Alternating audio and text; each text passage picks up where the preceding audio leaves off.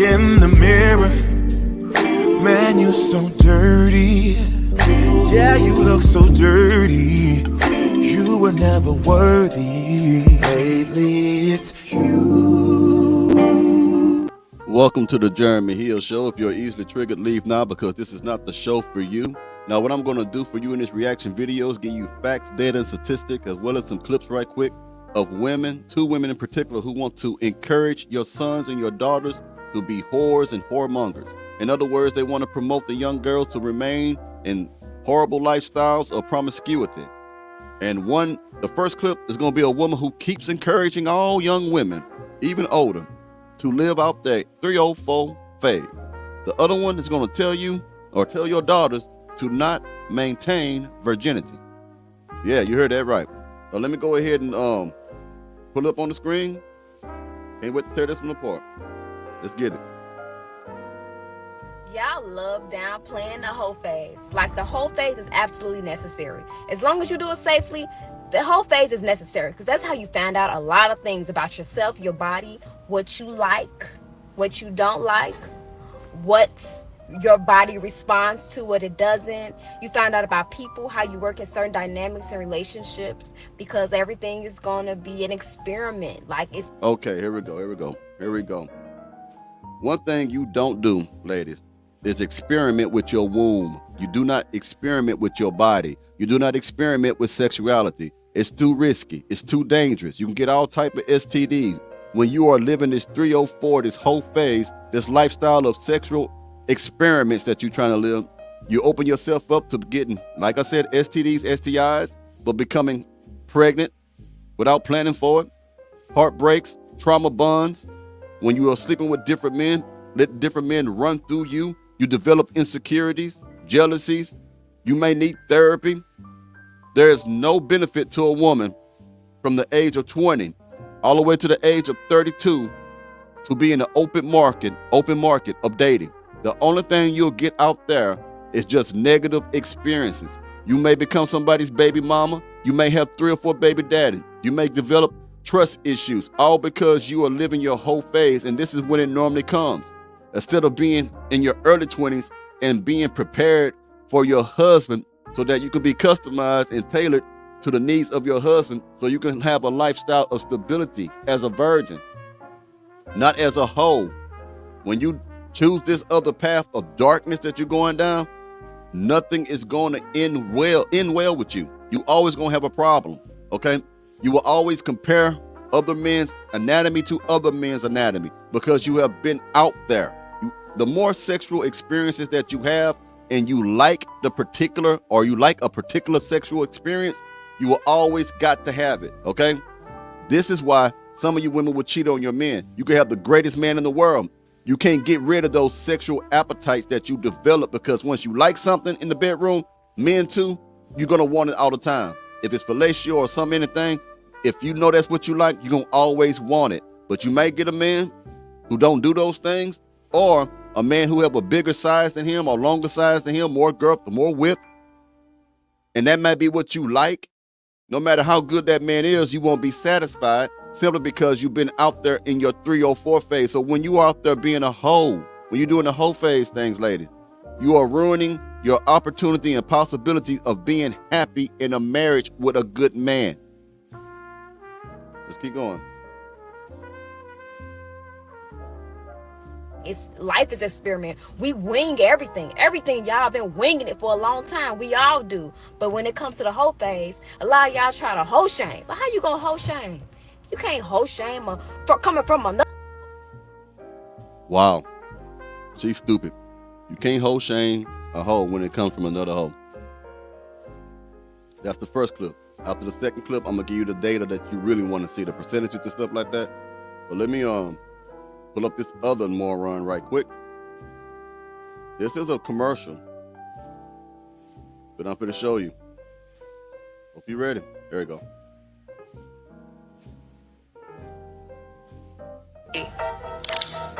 What is it?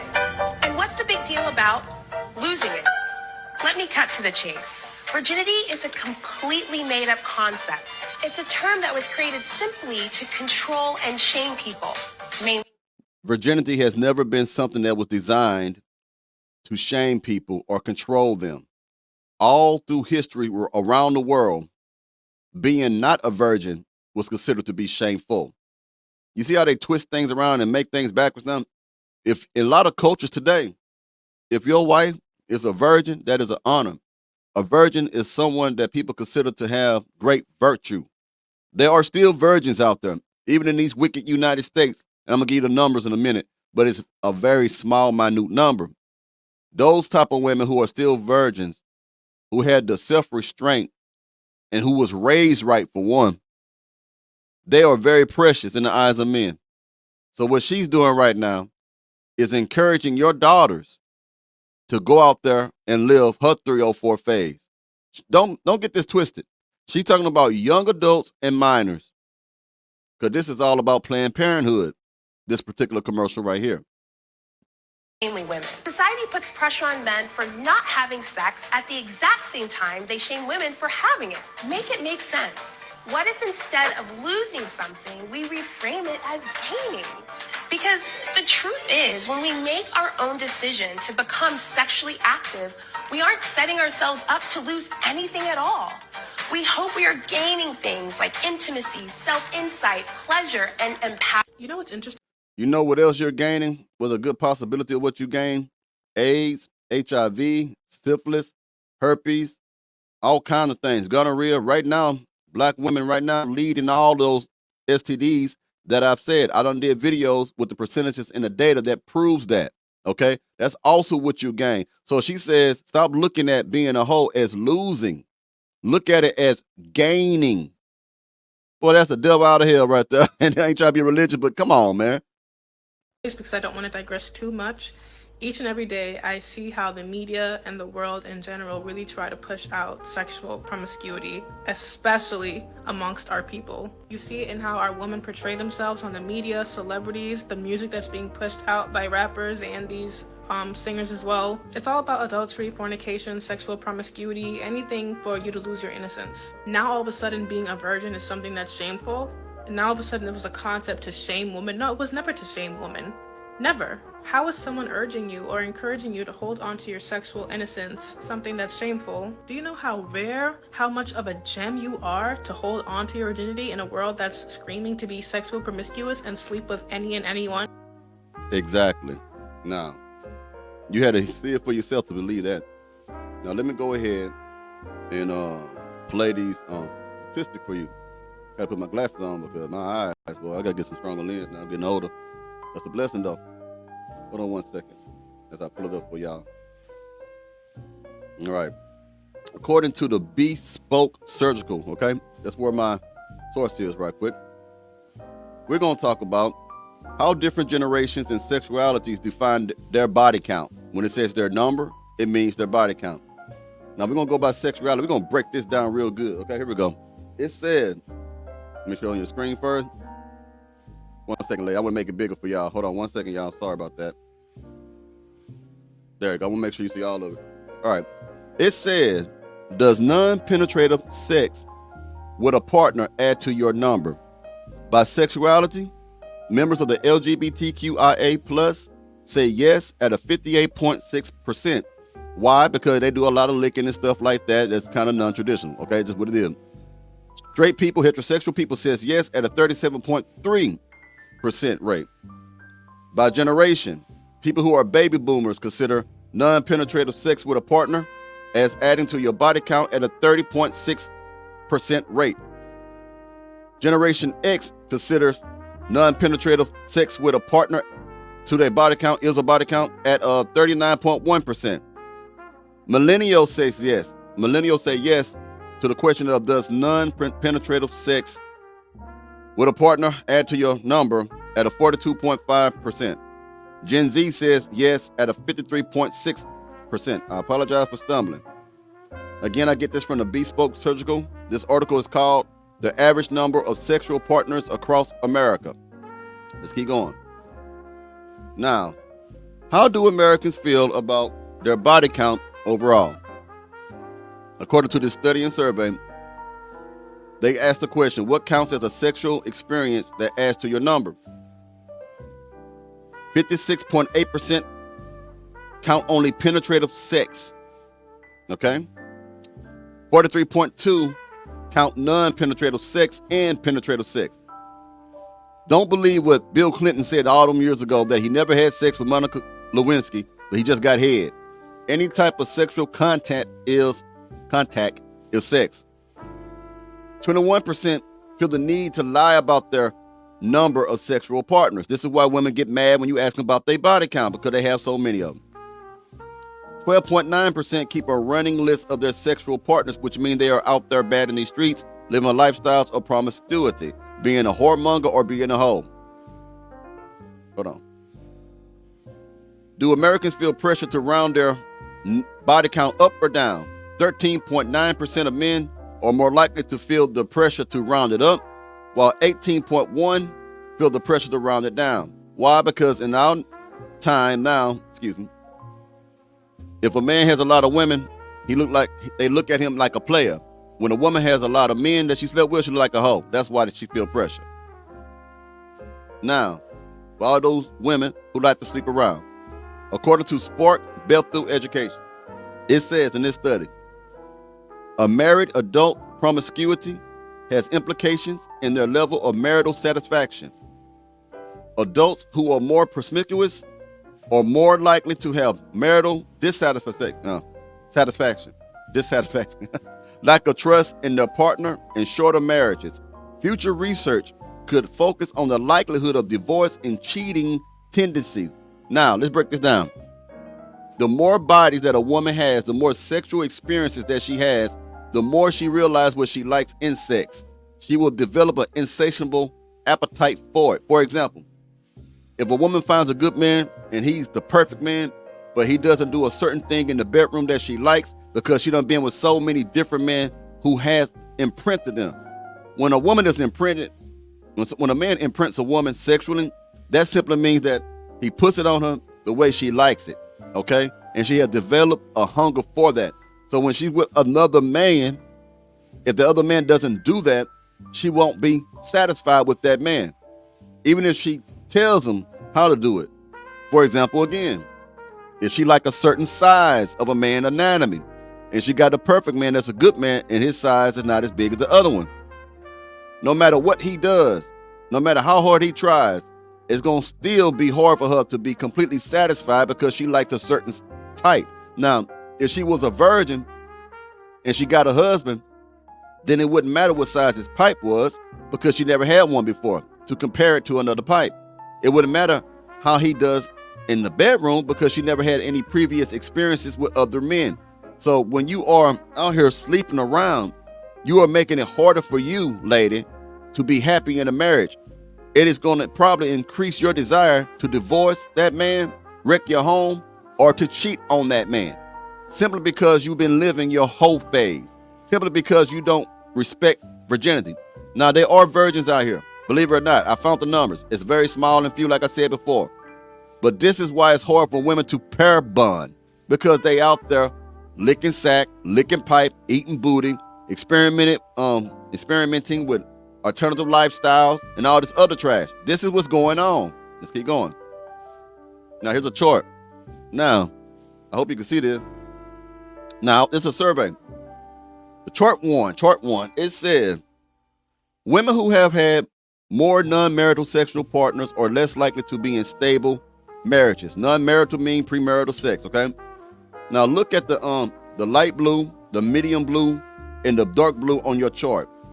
In 1995, you can find on your left-hand side or your right-hand side, I don't know which side you're looking at, but you'll see that women who was virgins in the light blue stayed in marriages almost at 90%, over 80%. They stayed in. It was stable marriages. The little bit darker blue, still over 80%. The darker blue, still over 80%, damn near at 90. That's the zero. No partners. Never been with nobody. Now, if you look at the other column next to that first one, it says one partner. That means if a woman has slept with one person. This survey was taken in 2002. It says light blue, women who have slept with one partner The women who had been in stable marriages after they slept with one partner, it dropped down from almost 90 to 60%. Okay? That's a hell of a drop, because when you start adding bodies to you, ladies, you're not going to be able to function the right way in a marriage. The middle blue, it says it dropped below 60%.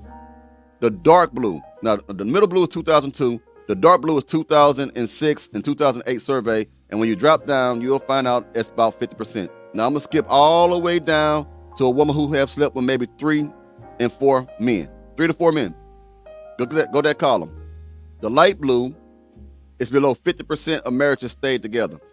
The kind of darker blue, a little bit darker, still around the same. And the dark blue is around 50%.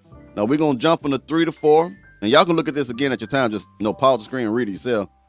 Let's go to the person who have slept with over 10 people, 10 to 20 people. This is about women now. The light blue found that they had stable marriages. It was only 30% of women who had stable marriages. In the light blue, that's the 1995 survey. In the 2002 survey, in the medium color blue, you'll find it was 20% of women that stayed in stable marriages. In the 2006 and 2008 survey, you'll find that there was only about 30% that stayed in stable marriages. Now, go to the very last one. For women who have had 21 plus partners, you nasty hoe. In the light blue, it says it's still about around a little under 30%. The medium blue, closer to 25 or 23%. And the dark blue is damn near barely making it over 20%. So what does that mean, man? That means the more you sleep with people, the less likely you're going to have a good marriage. One more statistic for you. Sorry it takes so long to stomach. It's a new chart. How numbers play into relationships and friendships, okay? Hold on one second. I got to look. It's bigger. There it is. 51.2% don't care how many sexual partners their potential partner has had in the past, okay? 19.3% would terminate a relationship if they found out their partner number was too high, which would be me. That's you if you know she's a hoe and you found out, okay? Another one said if they had to give a number, Americans would prefer their potential partners to max out at 20 lifetime sexual partners on average. That's not me. I want way fewer than that. All right? And heterosexual people, it's at 23.3%, or almost twice as likely as homosexual people at a 12.4% to terminate a relationship if they found out their partner's number was too high. Can you blame them? I can't. Again, it says Americans feel dating for an average of at least 3.6 months is appropriate before discussing sexual history. It depends on the individual. I hope I'm giving y'all all good stuff. I ain't trying to bore y'all to death. But let's go back to the clips. Now, I want to give you a whole lot of that, man. I know I stumbled over my words a little bit that time. You know what I mean? It's a new thing for me doing all these charts and stuff, so please bear with me, okay? Now, listen to this lady here.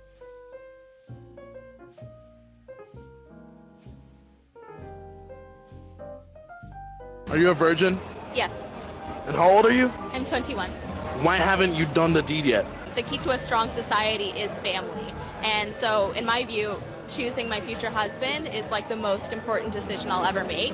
And I'm somebody that I know my heart, and I know that I fall really hard when I meet somebody. So I want to retain some level of objectivity when I'm selecting a future partner. And I know that if I had sex with them, I would be completely imprinted on them. And instead of being like, okay. Do you hear her? She said imprinted. I'm telling you, when a woman starts banging a man, and not just any man, a man who puts it down and really make her come real good, you know what I mean? And she's not married, what she got from that man, she gonna carry it to another relationship. She will always compare you to her last sexual experience when she have it with you. Every time. Every time. If I beat that thing up real good, I'm talking about hit that, beat it up like fight night and shit like that, and it's the way she like it, and we break up, or I don't mess with her no more. We never was in a relationship, but I keep beating that thing up and I leave her alone. The next man that she mess with, she will compare what he do to what I do to her. And she gonna be looking for that. That's why you bring sexual baggage, ladies. You heard of emotional baggage, but you bring sexual baggage. Every man is different. Every man ain't supposed to perform the same way that another man do. Everybody's different. You know, vice versa. So you put yourself at greater risk when you sleep around. All the music is telling you to sleep around, commit adultery, fornication, all these things. This is not good for you. It's not good for any community. Okay, is this person, do they have the qualities that I'm looking for in a husband, or am I just making it work instead of like seeing red flags and leaving? Is there any reason why you're dressed so modestly instead of revealing like most women tend to do when they come out to Miami? I mean, this is just my personal sense of style. I just think When you're a virgin, you have a modest appearance. When you're a virgin, you're not going to want to dress like a whore and have everything showing out and revealing. Modesty has its own decorum. Virginity does too. It goes with that. When you are out there in these streets and you out there sleeping with everybody, you will dress the way that you live. You want to be looked at. You want to look sexy. You want to do all that stuff because you are having sex. But when you want to conceal yourself and keep your precious virginity, you're not going to show all this to the world because you're trying to protect yourself. I mean, this is just my personal sense of style. I just think it's respectful to others and to my future partner, and to myself, to just cover myself up more. I know that I, take care of myself. I'm pretty athletic, but I don't need to have that on display. See, that's one virgin. They exist. They exist. And she's in America. I didn't hear no accent. So she don't have to be coming from overseas. There are some girls who refuse to sleep with men until they're married. We just so used to seeing the ones who don't do that. Let's keep going. This is the last video and we be out of here. I was a virgin all the way up until marriage. Oh, I wow. already knew, You already when I was knew. 16, I was like, Wow. I'm making this decision. I had a whole little ceremony and everything. I had a little chastity ring. So I was like, I'm going to sweet. save myself until marriage, and I made the vow. I knew myself enough to know, or maybe my mom knew myself enough to know, because she told me when I was that age, maybe 15 or 16, she's like, we talk about sex and all the things. And she's like, every time you have sex with someone, you're giving a piece of yourself to them. Yeah. And then you will never fully be able to give all of yourself to your husband. And how beautiful would that be, that you would be able to give your whole self in all its entirety to your husband? And I just locked in on incredible. that. Something about that, because you hear about it in church and all the Yeah, Christian yeah. ways. But once she broke it down to me like that, I was like, well, shoot, if that's the way to do it, I need to do it that way. So No, for real. You saved yourself a lot of heartbreak and stress. I was able to I feel like that can sometimes blanket a relationship. It can be this tie that you don't even know, especially with Yeah. women. We don't realize that connection is chemical. It's literally scientific that you are connecting with this person. Yeah. So it can be hard to leave a situation that you can't even see that it's not for you, Yeah. because Yep. you have this bond with them. So you're like, oh no, I love him. No, you love that Listen. and you're dickmatized. But I'm not pooping on anybody who No. doesn't do that. But I was just this is my decision, and I'm glad I No, found I the person love who was that. willing to put in the work to be a husband. Now you see that? Same thing I said, same thing the other lady said, that you're digmatized. You know what I mean? It's harder for you to pull away. You trauma bond because all these chemicals going off in your brain, and then your emotion on top of that. So yeah, it's extremely difficult for a woman to break free if she falls in love with a man. You get what I'm saying? So I hope y'all got, like I said, I apologize for stumbling all over the facts, data, statistics. I'm going to have to do something about this screen and get maybe some stronger glasses or something like that, because I have to adjust the letters and shit. That's why I couldn't read it as much as fluently. It was just all fucked up over here. Well, anyway, I hope y'all got something out of that, my stumbling, reading ass and shit. Well, anyway, y'all have a good one. I'm going to talk to you later. See you soon.